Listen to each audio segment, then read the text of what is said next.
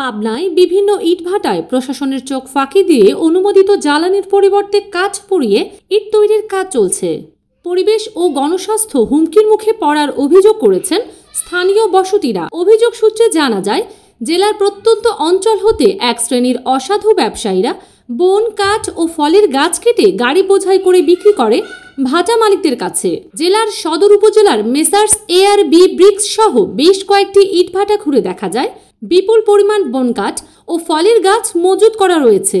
গাছের মোটা গুঁড়ি চেরাই মেশিনের মাধ্যমে সাইজ মতো কাঠ কেটে ইট পোড়ানোর জন্য প্রস্তুত করা হচ্ছে।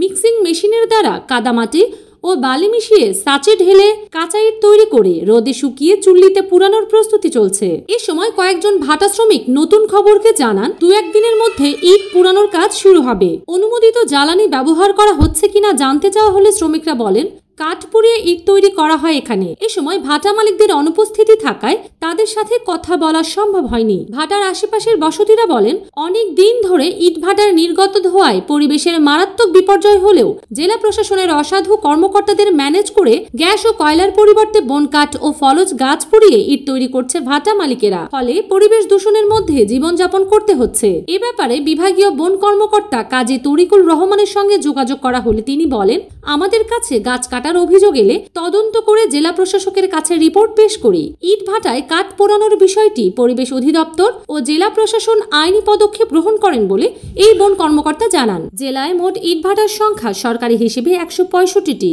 এবং বিভিন্ন সূত্র মতে 171 থেকে 173টি। এর মধ্যে বেশিরভাগই অবৈধভাবে চলছে এবং 30টি ইট ভাটার অনুমোদন রয়েছে বলে জানা যায়। পরিবেশ অধিদপ্তর ও জেলা প্রশাসনের তথ্য মতে ইট ভাটার সংখ্যা 173টি।